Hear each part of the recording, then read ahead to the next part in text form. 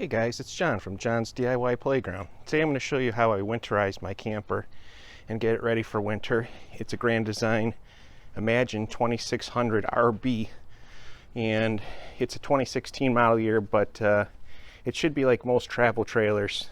The process is the same regardless of what kind of travel trailer you really have, with minor things to look for. And one is to look for is where's your water heater at, because we're going to bypass the lines there because we don't want to fill the water heater with pink antifreeze. So let's get started. So as you saw in the video, as I walked in, my water heater is located in the very back of the rig, which is where my bathroom is located. And to get to the hot water heater bypass, you have to take the drawer out. So remove the drawer, and then inside you'll see there's three valves. There's one for the cold water, then in the middle is the bypass valve, and the top is the hot. So we're just going to turn each one of those valves a quarter turn so that we have the hot will then be turned off to the water heater. Then the cold, kind of hard to get to, but just reach in there, and then the bypass like that. So now we have hot water and cold water closed to the water tank, and then the bypass is open. Now we want to find where our water pump is at. Mine is located in my kitchen area underneath the cabinets. I did remove the bottom cabinet just so it's easy to see here. But there's the water pump in the middle of the frame here. And one important thing for winterizing is we want to change this one valve that leads to a tube we're going to use to draw in the water, the antifreeze, by switching it over here. So you can see I switched it, and it's pointing towards the tube that we're going to use that sits in the rig here. It's capped, so we unscrew the cap and we're just going to put it into our antifreeze jug. Alright, so you just put that tube all the way down to the bottom of your antifreeze jug. We're hooked up and ready to start drawing the antifreeze. So the last step before we start that process is turn on your water pump. And so you can see it's already starting to draw some in through the jug. We're going to turn on our faucets, and we're going to keep letting the thing draw until we see the color of the water turn pink. So right now I'm just doing the hot water side, and it's drawing right now. Got about, I don't know, third into the jar.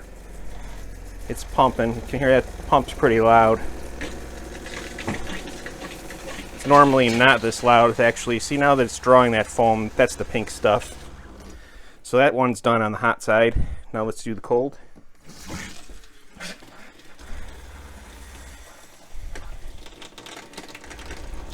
So again, we're waiting to see pink.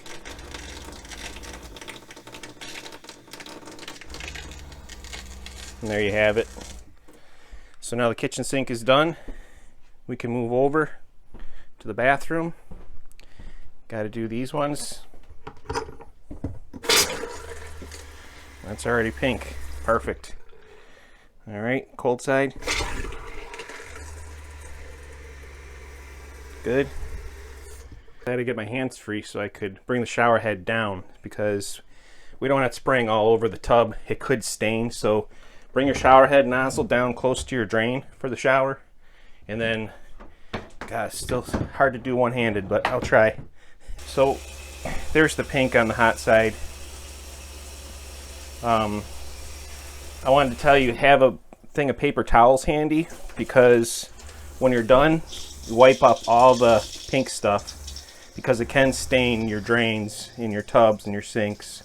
So I highly recommend wiping everything up when you're done for the before we put it into storage. And also, if you have spray ports on the outside, you can winterize those as well. I typically don't. They're just a short run and they're connecting off the main water lines. Chances are nothing will happen, but if you want to be 100% safe, I think you should also do those too. You should also do the toilet, and we actually have a bidet, so I'm going to get the water to run through there until I see the pink shoot out. And there we go. And then do the flush. Hold this flush button down, then we got pink and flush. So to do everything here, I used 1.5 gallons, almost 2 bottles, but you should be able to do it in 2 to 3 bottles, depending how big your rig is. Maybe have a fourth just on hand, just in case. But in my case, I used less than 2 bottles, and that's it. Hope you guys learned something. If you did, please give me a thumbs up. Remember to hit the subscribe button too, so you're notified when new videos of mine come out. This is John from John's DIY Playground. Have a great day.